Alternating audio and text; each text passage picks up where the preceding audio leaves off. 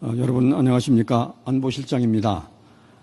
오늘 오후에 이재명 대통령은 에이펙 정상주간을 맞아서 국빈 방한 중인 도널드 트럼프 미국 대통령과 두 번째 한미 정상회담을 개최하였습니다. 이 대통령은 경주박물관에서 트럼프 대통령을 영접하여 회담에 앞서 방명록 서명, 공식 환영식, 무궁화 대훈장 수훈, 선물 증정 등 국빈 방한의 의전에 따라서 트럼프 대통령을 예우했습니다. 상세 사항은 별도로 설명드릴 기회가 있을 것입니다. 한미 정상회담 결과에 대해서 간략히 설명을 드리겠습니다. 제가 회담의 전반적인 분위기 그리고 안보 분야 성과에 대해서 말씀을 드리고 정책실장님께서 경제 분야에 대해서 설명을 드리게 될 것입니다. 트럼프 대통령의 이번 방한은 우리 신정부 출범 이후 단기간인 5개월여 만에 한미 정상 상호방문을 완성했다는 의미가 있습니다. 트럼프 대통령은 회담 전 방명록에 위대한 정상회담의 아름다운 시작이라는 짧지만 고무적인 한마디를 남기면서 오늘 정상회담에 대한 기대치를 높였습니다. 두 정상은 8월 25일 백악관 회담에 이어서 약 2달 만의 경주회담에서 서로에 대한 변함없는 개인적 우위와 신뢰의 토대를 굳건히 했습니다. 회담이 진행되는 내내 두 정상 간의 개인적 유대가 더욱 돈독해졌음을 확인할 수 있었으며 이후 대화 과정에서 트럼프 대통령은 어려운 일이 있으면 아무 때나 연락하라고 언급할 정도로 친근함을 보여주셨습니다. 오늘 87분가량 진행된 오찬 정상회담에서 두 정상은 경제 사안은 물론이고 동맹의 현대화, 한반도 평화, 지역 정세, 한미 간의 조선 제조업 협력 등 포괄적인 의제에 대해서 논의했습니다. 우선 동맹 현대화를 위한 여러 전략적 현안에 대해서 미측의 적극적인 협조 의사를 확인한 것이 핵심 성과라고 하겠습니다. 이 대통령은 한반도와 영내 평화 안정을 위한 한미 동맹의 역할을 높이 평가하고 달냉전 시대에서 급격하게 변화하고 있는 영내 안보 환경에 대응하기 위해서 국방비 증대와 함께 핵추진 재래식 잠수함 도입 문제를 협의했습니다. 이 대통령은 우리의 자주 국방 역량 제고를 통해 미국의 부담을 덜어주겠다고 하였습니다.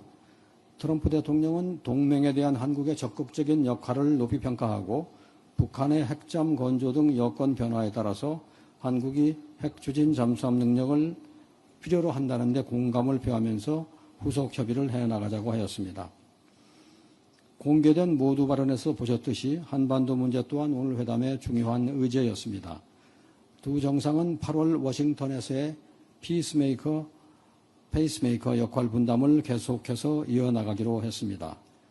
이 대통령은 한반도의 긴장 완화와 중단 축소 폐기를 통한 비핵화 추진 의지를 설명하였습니다. 트럼프 대통령은 북한의 핵 개발로 한반도와 동북아의 안보 상황이 크게 위협받고 있다며 우려를 표하고 북한 북핵 문제에 대처하기 위하여 한미 동맹이 억지력을 향상시킬 필요가 있다고 강조하셨습니다.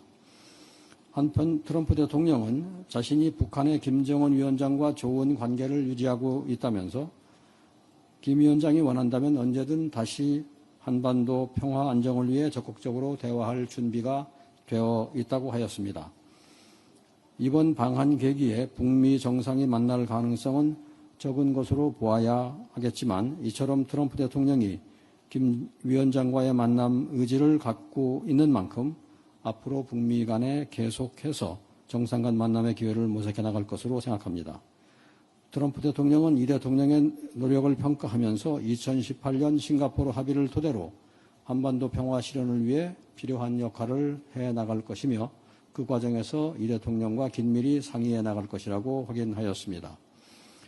트럼프 대통령은 선박과 잠수함 건조 능력을 포함한 한국의 제조업 역량을 높이 평가하고 미국의 방위 역량 강화에 있어 한국과의 방산 협력이 중요하다면서 높은 기대감을 표현했습니다. 조선 협력과 관련해서 오늘 CEO 서밋 연설을 포함하여 트럼프 대통령은 수시로 한국의 우수한 조선 기술이 미국 조선산업의 현대화와 역량 강화에 크게 기여할 수 있을 것이라고 하였습니다. 이번 회담에서도 두 정상은 가시적인 성과가 빠른 시일 내에 도출될 수 있도록 노력을 경주하자고 하였으며 양국 NSC 외교당국 간 조선협력협의체를 출범시키기로 합의하였습니다. 양 정상은 여타 제조업 협력도 논의하였습니다. 트럼프 대통령은 미국 경제 상황이 견조하며 투자 여건이 계속해서 호전되고 있다고 설명하면서 제조업 부흥을 위한 투자를 요청한다고 하였습니다. 한편 이 대통령은 평화적인 목적의 우라늄 농축 핵 연료 재처리에 대해서도 정상 차원의 관심을 요청하였으며 특히 우리의 핵 연료 중 상당 부분을 러시아로부터 수입하고 있고 원자력 발전소 폐기물 처리 문제가 시급한 상황에서 이러한 능력이 기묘하다고 하였습니다. 트럼프 대통령은 이에 공감하면서 한국의 진전된 역량을 토대로 원자력 등 핵심 전략 산업 분야에서 더 큰 협력의 기회들을 모색하여 나가야 된다는 데 대해서 의견을 같이 하였습니다. 오늘 정상회담은 지난 8월 이재명 대통령의 방미를 통해 구축한 트럼프 대통령과 우위와 신뢰를 토대로 더욱 관계를 굳건히 함으로써 한미동맹이 미래 세대의 삶에 실질적으로 기여할 수 있는 미래지향적 동맹으로 한층 더 격상되는 한미동맹 역사의 새 장을 열었다고 평가합니다. 오늘 회담에서 트럼프 대통령은 이 대통령을 다시 백악관으로 초청하고 싶다는 의사를 표명했습니다. 이 대통령은 이에 사의를 표하고 상호 편리한 시기를 찾아 나가기로 했습니다. 저희의 모두 발언은 여기서 마치겠습니다. 네, 이후로 김영범 정책실장께서 관세 및 경제 분야 관련한 결과를 발표하겠습니다.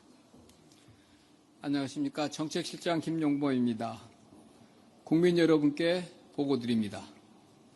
대한민국 정부는 10월 29일 미국과의 관세 협상의 세부 내용에 합의하였습니다. 그간 경과부터 간략히 말씀드리겠습니다. 정부는 지난 7월 30일 한국의 상호관세 및 품목관세 인하, 대미 투자 확대를 골자로 하는 한미 관세 협상을 큰 틀에서 타결한 바 있습니다. 합의 결과로 상호관세는 8월 7일부터 15%로 인하되었으나 자동차 관세는 합의한 대로 곧바로 인하되지는 못한 상태였습니다. 3,500억 불의 대미 금융투자 패키지의 구조, 수익 배분 등 세부 조건에 이견이 있어 후속 협의를 하고 있었기 때문입니다.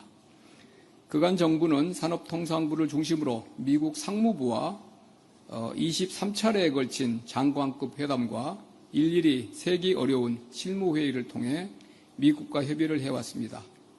오늘 열린 한미 정상회담 중에 트럼프 대통령이 김정관 산업장관을 터프 니고시에이터라고 지칭할 정도로 그 과정은 상당히 치열했습니다. 이 외에도 기획재정부는 미국의 재무부, 통상교섭본부장은 USTR을 전담 마크하며 협상을 측면 지원하였습니다. 협상의 막판에는 정책실장인 저도 세 차례에 걸쳐 러트닉 상무장관과 직접 협상을 진행하는 등 대통령실 관계부처가 모두 총력을 기울인 결과 오늘의 합의에 이르게 되었습니다. 세부 합의 내용을 말씀드리겠습니다. 대미 금융투자 3,500억 불은 현금 투자 2,000억 불과 조선업 협력 1,500억 불로 구성됩니다. 우선 2,000억 불은 일본이 미국과 합의한 5,500억 불의 금융 패키지와 유사한 구조입니다. 다만 중요한 점은 우리는 연간 투자 상한을 200억 불로 설정하였다는 점입니다. 다시 말해 2,000억 불의 투자가 한 번에 이루어지는 것이 아니고 연간 200억 불 한도 내에서 사업 진척 정도에 따라 달러를 투자하기 때문에 우리 외환시장이 감내할 수 있는 범위 내에 있으며 외환시장에 미치는 영향을 최소화할 수 있습니다. 조선업 협력 1,500억 불 소위 마스가는 우리 기업 주도로 추진하며 우리 기업의 투자는 물론 보증도 포함하는 것으로 합의하였습니다. 특히 신규 선박의 건조 도입 시에 장기 금융을 통해 자금을 조달하는 선박금융을 포함하여 우리의 외환시장 부담을 줄이는 한편 우리 기업의 선박 수주 가능성도 높였습니다. 상호관세는 7월 30일 합의 이후 이미 적용되고 있는 대로 15%로 인하해 지속 적용하기로 하였으며 자동차 및 자동차 부품 관세도 15%로 인하됩니다. 품목 관세 중에서 의약품, 목재 제품은 최혜국 대우를 받기로 했으며 항공기, 부품, 제네릭 의약품, 미국 내에서 생산되지 않은 천연자원 등은 무관세를 적용받기로 하였습니다. 반도체의 경우에는 우리의 주된 경쟁국인 대만 대비해서 불리하지 않은 수준의 관세를 적용받기로 하였습니다. 다음은 협상 결과에 대한 평가입니다. 우선 우리의 가장 큰 우려였던 외환 시장에 대한 실질적 부담을 크게 경감하였습니다. 그간 미국과의 협상 과정에서 한국 외환 시장의 특수성을 반영하고 외환 시장 안정장치가 필요하다는 것을 적극 설득하였고 미국의 재무부, 상무부와 이에 대한 공감대를 형성하였습니다. 이에 따라 연 납입 한도는 최대 200억 불을 상한으로 설정하였으며 외환 시장 불안이 우려되는 경우 납입 시기와 금액의 조정을 요청할 수 있는 별도의 근거도 마련하였습니다. 투자 약정은 2029년 1월까지이나 실제 조달은 장기에 걸쳐 이루어지게 되고 시장에서 매입하는 방식이 아닌 다른 방식으로 조달하기로 하였기 때문에 외환시장에 미치는 영향은 더욱 완화될 것으로 기대됩니다. 또한 조선 분야 1,500억 불은 우리 기업들의 FDI로 국내외 시중은행을 통해 대출 보증을 받게 되며 특히 선박금융까지 포함하여 외환시장에 미치는 실질적 부담은 매우 제한적일 것으로 생각됩니다. 둘째, 원금의 회수 가능성을 높이기 위한 다층적인 안전장치를 마련하였습니다. 원리금이 보장되는 상업적 합리성이 있는 프로젝트만 추진하기로 합의하고 이를 MOU 문안에 명시하기로 하였습니다.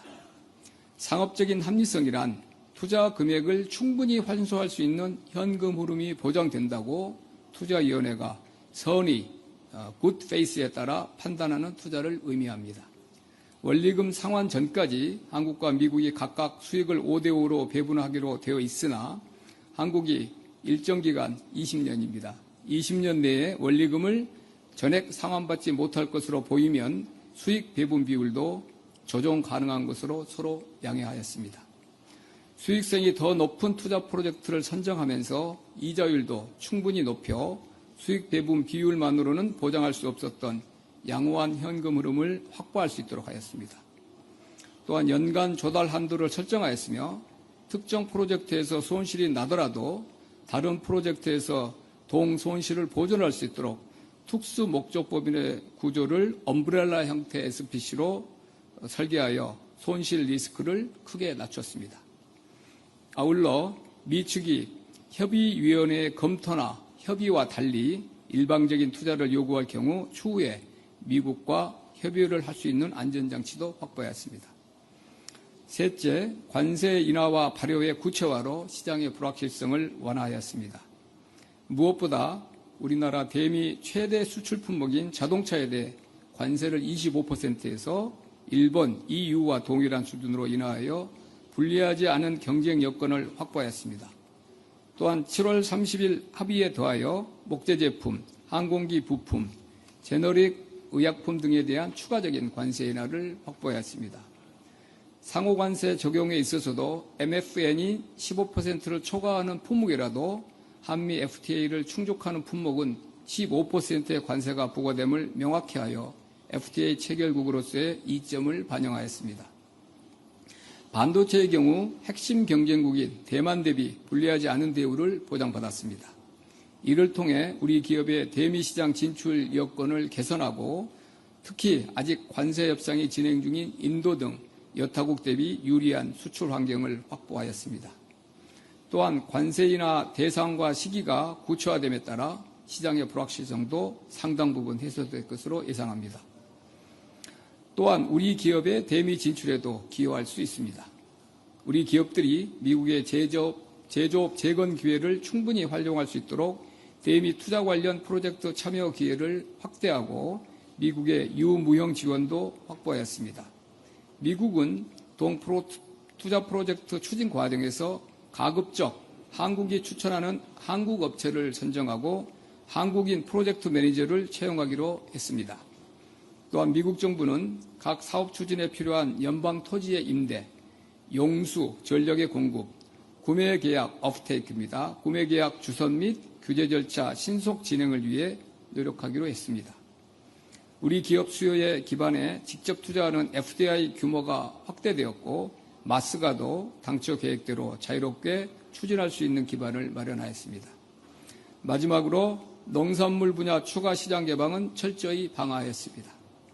민감성이 높은 쌀, 쇠고기 등을 포함하여 농업 분야에서 추가 시장 개방을 철저히 방어하였고 검역 절차 등에서의 양국 간 협력 소통 강화 정도로 합의하였습니다. 향후 계획입니다. 정부는 한미 금융 패키지가 우리 산업 경쟁력을 한층 더 발전시키고 우리 기업의 미국 시장 진출 확대 기반이 되어 양국 간 산업 공급망 협력이 더욱 공고해지는 계기가 될 수 있도록 후속 절차에도 만전을 기할 계획입니다. 감사합니다.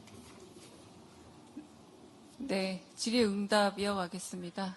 손 드시면 저희가 가겠습니다.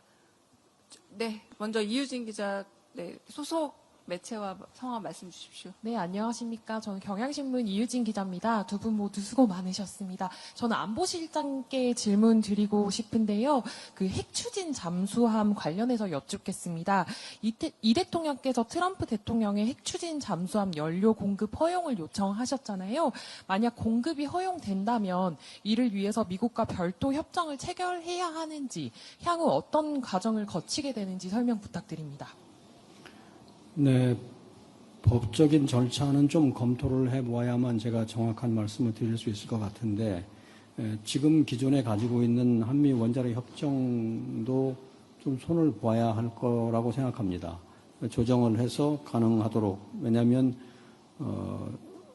그 핵 연료는 군사적인 목적에 쓰기 때문이고 기존의 원자력 협정은 군사적 목적에는 적용되지 않기 때문에 뭔가 조정을 해야만 절차가 완결될 거라고 생각을 합니다.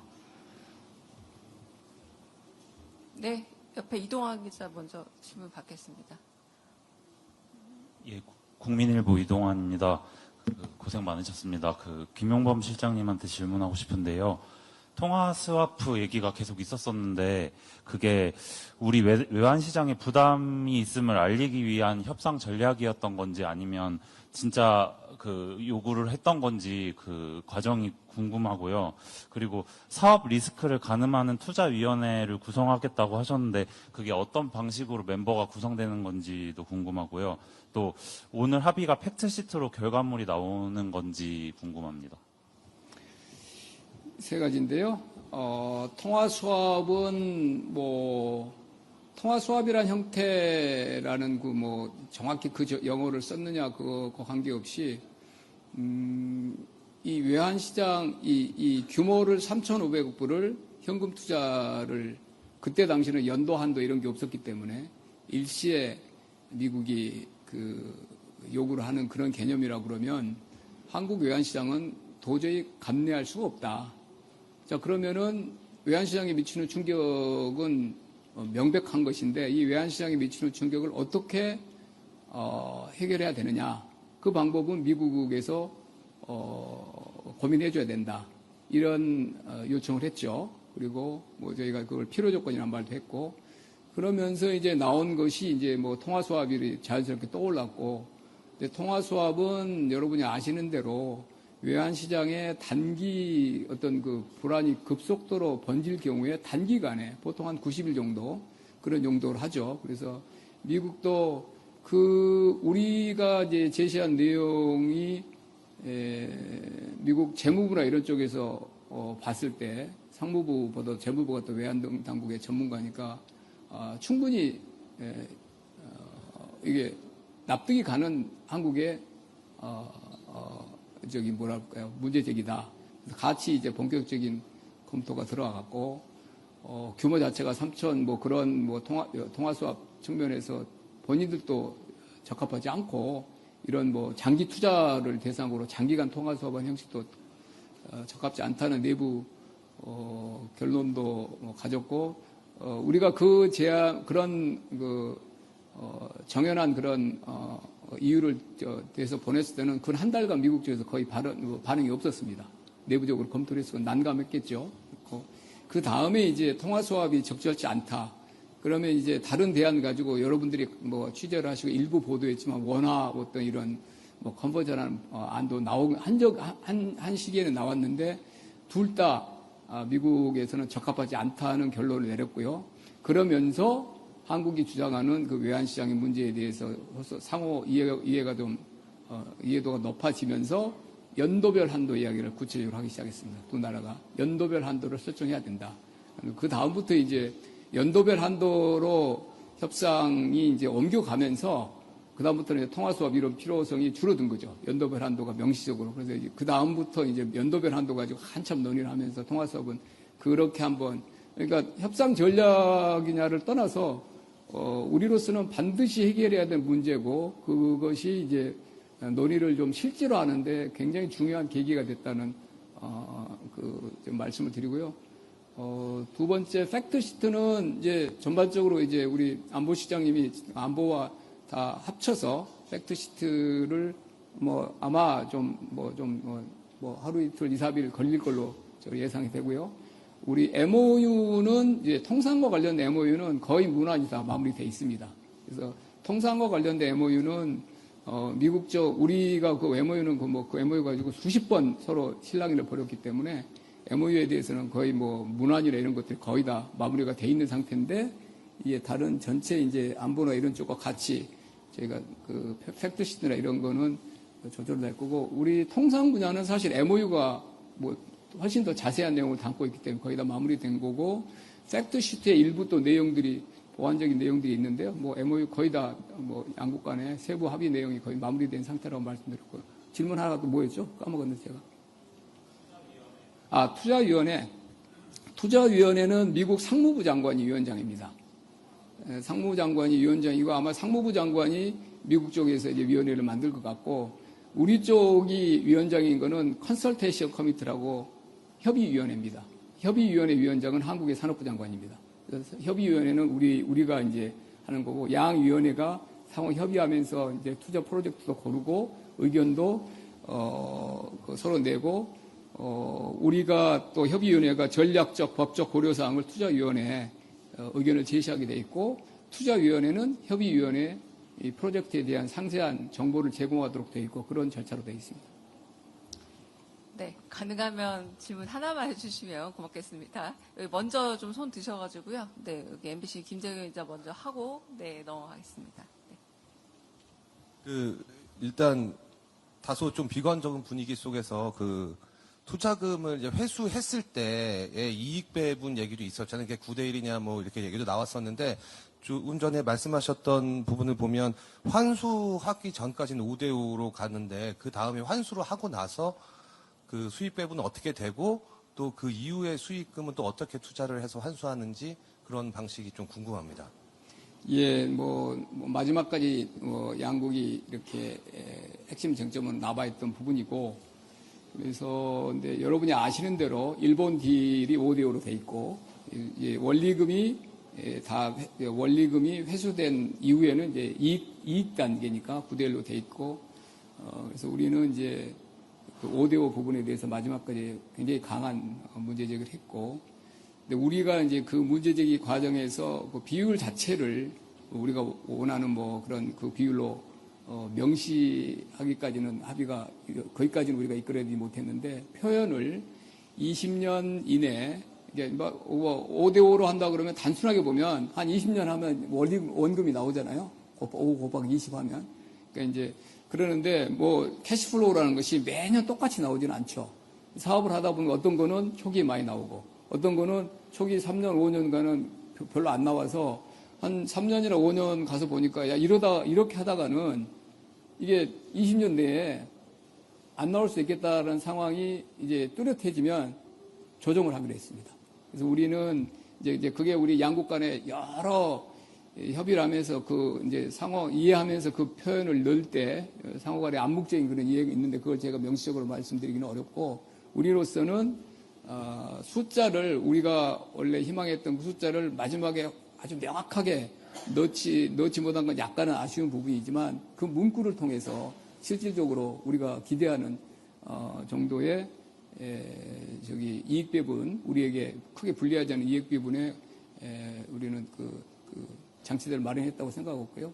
처음에 제일 우리가 그것도 중요하지만 제일 중요하게 생각하는 우리는 연도별 한도를 설정하는 거였어요. 연도별 한도를 명확하게 설정하는 거. 두 번째, 상업적 합리성이라는 표현을 아주 명확하게 MOU의 문구로 모호하지 않은 걸로. 그래서 제1조에 들어가 있습니다. 나중에 이제 MOU가 혹시 공개되면 보시면 되겠지만 상업적 합리성이라는 건 아까 제가 이제 본문에 말씀했지만 그래서 상업적 합리성이라는 거는 사전적으로 사업을 심사할 때 원리금 회수 가능성이 상당히 높을 사업. 그러면 원리금 회수, 처음에 상업적 합리성이 없이 그냥 했다가 5대5 그게 비율이 아무리 높게 설정돼 있는들 나중에 사업이 손실이 나고 그러면은 뭐 별로 의미가 없는 거잖아요. 첫 번째, 사업 자체가 아주 양호한 사업으로 선정돼야 된다. 거기에 제일 주안점을 뒀고 5대5 부분도 그렇게 이제 사업 소위 케이스 바이 케이스로 이렇게 초기에 좀 더디게 좀 회수가 되는 그런 사업 그런 흐름이 좀 보이면 양국이 협의해서 그 비율을 고칠 수 있는 조항을 만들어냈다 이렇게 말씀드리겠습니다. 네, 점점 질문이 많아지죠. 일단 이명석 기자님 먼저 질문하시고요. 혹시 안보나 보안과 관련된 거는 카메라 끄고 빽빽으로 넘어갈 수도 있습니다. 네. 네, 오늘 협상 고생하셨습니다. 연합뉴스 이명석 기자인데요. 정책실장님하고 안보실장님한테 하나씩 여쭤보고 싶은데요. 정책실장님 좀 전에 발표하신 한미 관세 협상 세부 내용이 우리보다 한 발 앞서서 타결을 지었던 미국이랑 일본 사이의 관세 협상 세부 내용하고 어떤 면에서 차별점이 있다고 판단하시고 국민들이 어떻게 받아들였으면 좋겠는지 설명 부탁드리고요. 안보실장님은 아까 대통령께서 정상회담 때 중국 쪽 잠수함 추정 문제를 좀 거론을 하시면서 우리 핵잠 연료 공급 허용을 결단해달라 얘기를 하셨는데 이런 발언이 앞으로 미국이 대중국 견제를 강화하는 흐름에 맞물려서 우리도 좀 더 그런 흐름에 적극적으로 동참하겠다는 의미로 받아들이면 되는 건지 좀 설명을 부탁드리겠습니다. 예, 일본 구조와 이제 유사한 면도 있고 일본과 미국이 우리보다 먼저 9월 4일 날 MOU를 일본이 사인을 했죠. 그래서 그거를 우리에게 또 뭐 더 같은 조건으로 많이 또 이렇게 같이 해야 된다는 그런 이야기도 많이 했고 일본 딜이 우리에게 준거도 됐지만 어떤 면에서는 좀 우리로서는 아까 말한 5대5 같은 경우에는 우리에게 좀 야속한 면도 있었죠. 뭐 그게 그렇게 이제 5대5로 되다 보니까 기본적으로 일본 MOU에 확보돼 있는 일본도 매우 이제 당시에 치열하게 협상을 해서 안전 장치를 우리보다 먼저 사인을 했기 때문에 우리보다 이제 훨씬 더 실질적인 협의를 해서 안전 장치들이 많이 있습니다. 그래서 일본이 확보한 안전 장치는 우리 MOU에 전부 그대로 이제 반영이 돼 있습니다. 그러니까 일본에 비해서 일본의 MOU에 있는 내용 우리한테 이제 결여돼 있는 내용은 없고요. 그래서 저희가 일본이 확보한 안전 장치는 제가 반복하지는 않겠습니다. 그건 기본으로 다 돼 있다 한국에. 근데 우리가 일본 MOU에 없는 그런 사항들을 많이 좀 새로 이렇게 협상 과정을 하면서 이제 추가를 했는데 이거는 뭐 우리가 협상 그보다 일본이라는 나라는 우리보다 훨씬 더 그 대외 자산이 월등히 많은 나라고 기초통화국이고 그래서 우리만큼 그런 이렇게 외환 시장에 미치는 충격이 덜해서 그런 어려움은 덜하죠. 그래서 우리가 외환 시장에 미치는 충격이나 이런 것들에 이제 누차 말씀드린 대로 그 부담을 줄이기 위해서 우리는 노력을 하다 보니까 몇 가지 일본에 없는 그 장치들이 이제 우리 쪽에 추가되어 있는데 첫째는 제가 말씀드렸지만 상업적 합리성이 있는 프로젝트만 선별하여 투자한다. 이 조항은 우리는 이제 명시적 우리 쪽에 이제 돼 있고 그다음에 현금 투자 규모도 일본은 그냥 5,500억 불로 돼 있죠. 근데 우리는 3,500억 불 그 전체 패키지 중에서 2,000억 불만 현금 투자고 그래서 이 현금 투자 대비로 하면 일본 대비 우리가 36% 수준이죠.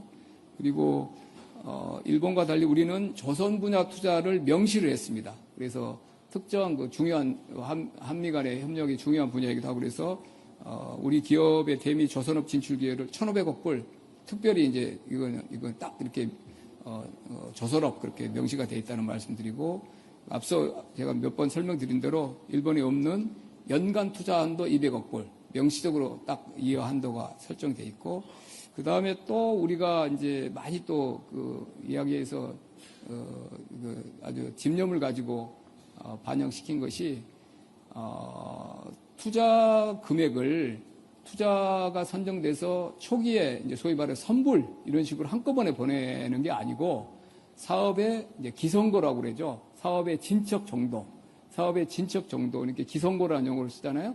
건설에서. 그래서 기선고 방식으로 분산 투자한다. 사업이 진행돼서 진도가 나가고 실적 투자가 그만큼 이루어진 그만큼만 돈을 그때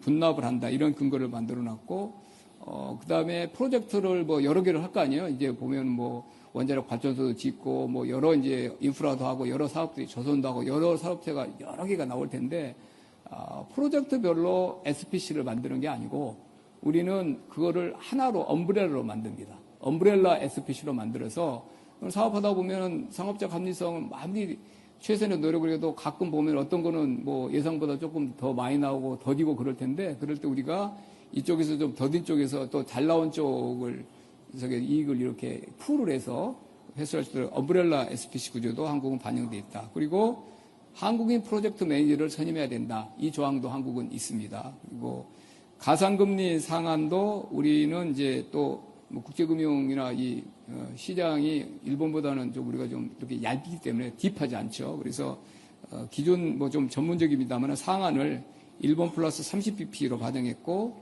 거기에 대한 기준금리도 20년만기 미국 국채금리를 적용하니까 같은 금액 투자하더라도 한 우리가 110bp, 한 1.1% 포인트 정도로 높은 수익률을 기대할 수 있도록 그런 장치들을 여기저기 많이 확보를 했습니다. 감사합니다. 네, 대통령님께서 말씀하신 취지는 꼭 특정 국의 잠수함을 지칭한다기보다는 그쪽에 북한, 중국 쪽 수역에서의 잠수함들을 말하고 그거에 대한 대처를 말씀하신 걸로 생각이 됩니다.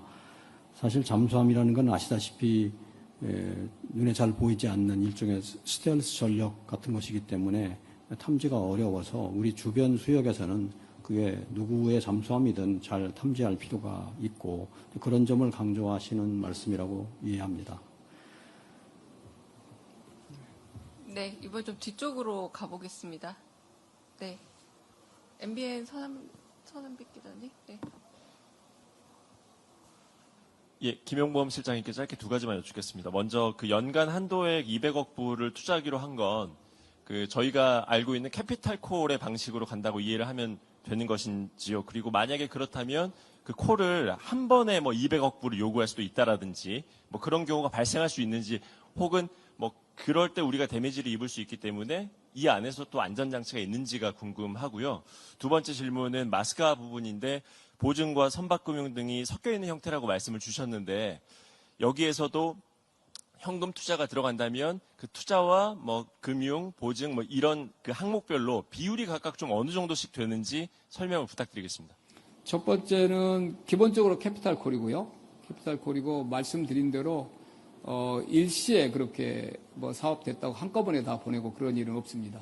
사업별로 그것도 기선고, 마일스톤이라고 그러죠. 영어로 마일스톤.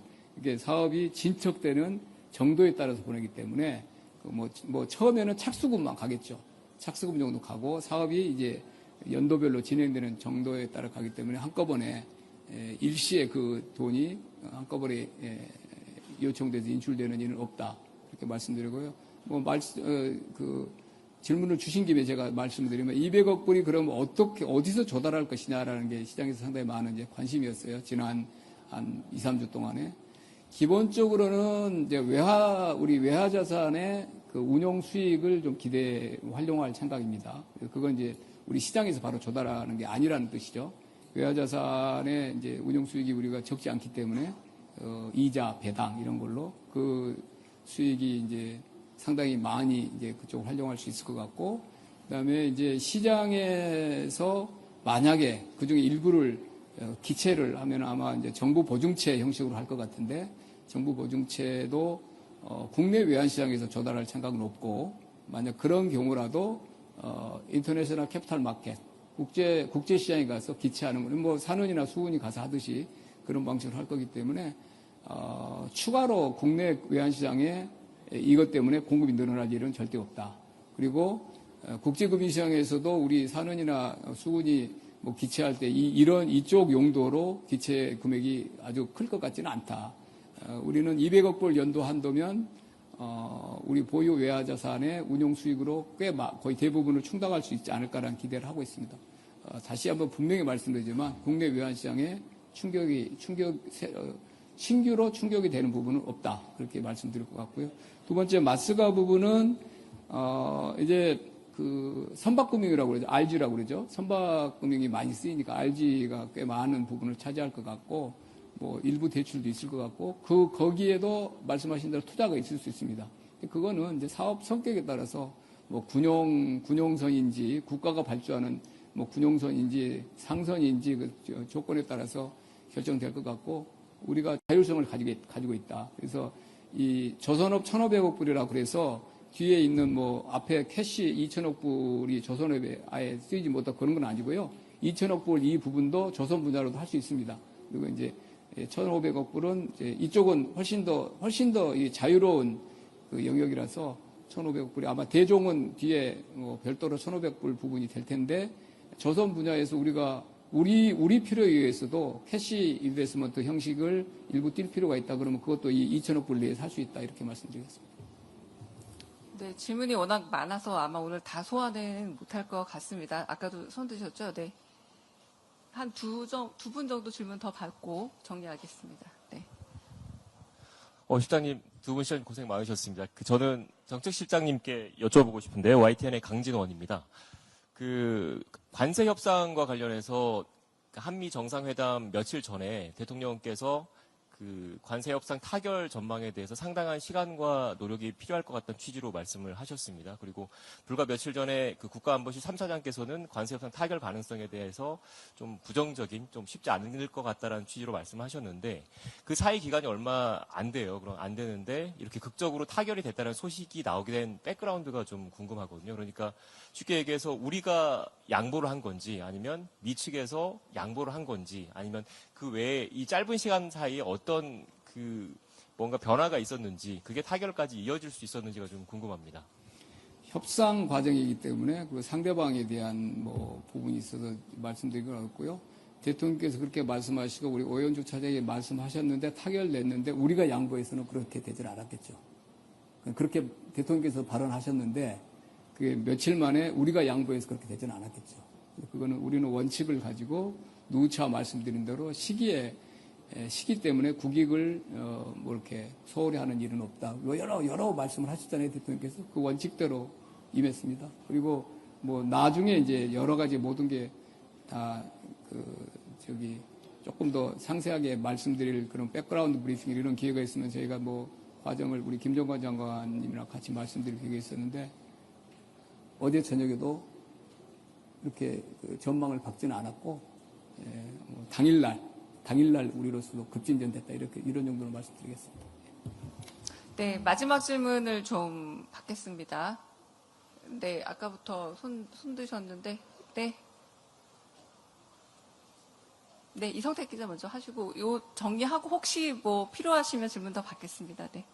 예, 안녕하십니까. 저 한국일보 이성택입니다. 오늘 먼저 그 정책실장님께 관세 인하 시작 시점이 정확히 언제인지 그게 하나 궁금하고요.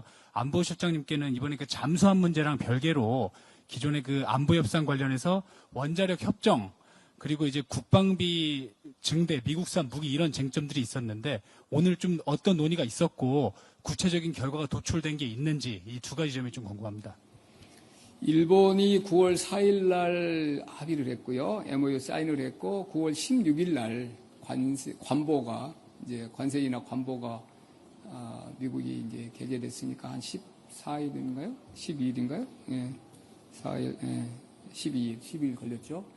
우리 같은 경우에는 우리가 또 이제 조금 뭐 다른 거지만 우리는 MOU에 이 MOU를 이행하기 위하여 법이 제정돼야 되고 그 법이 국회에 가서 통과돼야 된다는 그런 조항도 있습니다. 그러니까 이 이제 뭐 예를 들면 뭐 이름이 뭐가 될지 모르지만 대미 무슨 투자 펀드 이런 게 이제 기금이 하나 신설되고 그 기금이 이제 정부 보증제를 발행하고 어떻게 이제 운용하고 이런 게 특별하게 법을 제정을 해야 됩니다. 근데 법을 제정해서 국회에서 통과시키는 시점이 아니고 그 법안이 국회에 제안되는 시점, 제출되는 시점, 아마 의원입법 형태가 돼야 될 것 같고요. 빨리 해야 되니까. 그 법이 제안되는, 국회에 제출되는 시점에 속하는 달, 그 달에 첫날로 소급해서 관세를 이제 인하하기로 그렇게 이제 양국 간의 이야기가 됐기 때문에 이제 기본적으로 뭐 거의 우리가 문안이 됐지만 이런 이제 팩트시트를 저하고 관련하여 양 산업부 장관, 상무장관이 이제 공식 이제 서명을 하고 그 서명을 기초로 우리가 국회에 설명을 하고 국회에 법안을 내고 이런 자체에 즉시 우리는 착수할 겁니다. 그러면 법안이 마련되면 우리는 11월 내에 중순이라 그때까지는 이제 법안을 국회에 제출을 하고 국회가 이제 법안이 제출되면 그건 이제 제출 사실을 미국에 알릴 거고 그럼 미국은 그게 양국 간에 확인이 되면 아마 그 달이 속하는 첫날 11월 1일 뭐 이런 정도로 이제 소급해서 관세가 이제 인하 시점이 결정될 것 같고 뭐 법이 우리가 좀 제출 시점 늦으면 조금 더 한 달 늦어지고 그러는데 가급적 11월 내에 우리는 법안 제출을 위해서 노력할 예정입니다.